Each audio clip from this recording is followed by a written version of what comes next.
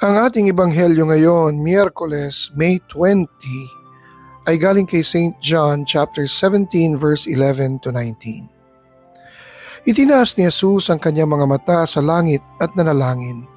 Ang banal, ingatan mo po sila sa pamagitan ng kapangyarihan ng iyong pangalan.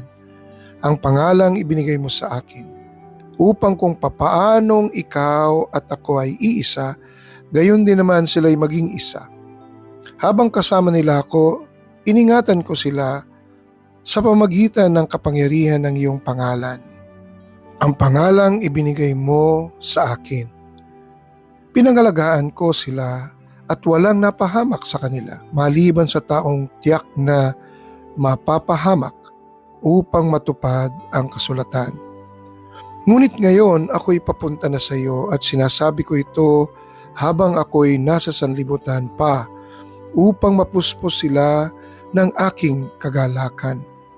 Naibigay ko na sa kanila ang iyong salita at kinaputan sila ng sanlibutan sapagkat hindi na sila taga-sanlibutan, tulad ko na hindi taga-sanlibutan. Hindi ko'y dinadalangin kunin mo sila sa sanlibutan, kundi iligtas mo sila sa masama.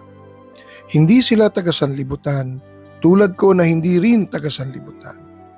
Ibukod mo sila para sa iyo sa pamagitan ng katotohanan. Ang salita mo ang katotohanan. Kung papaanong isinugo mo ako sa sanlibutan, gayon din naman isinusugo ko sila sa sanlibutan. At alang-alang sa kanila'y itinalaga ko ang aking sarili para sa iyo, upang maitalaga rin sila sa katotohanan. Ang mabuting balita ng ating Panginoon. Ang ating faithful reflection ngayon ay galing kay Brother Angelo Valenton ng Hand of the Sower Catholic Community. Nakikisama versus nakikiisa.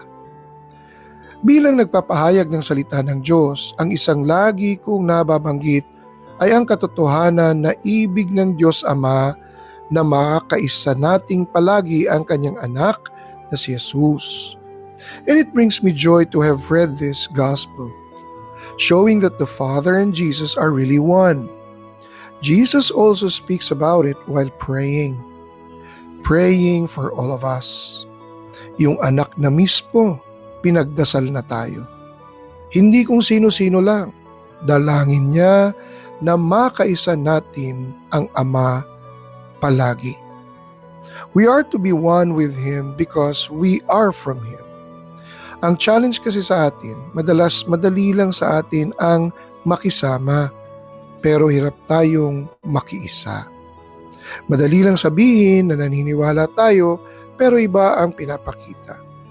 Madali na makabilang sa mga naglilingkod, pero hindi naman tunay na nagmamahal.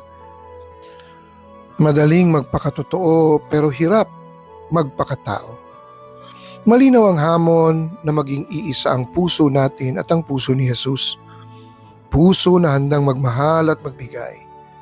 Iisa ang isip na malinis at totoo. Iisa ang buhay na buhay ang Diyos sa bawat isa sa atin.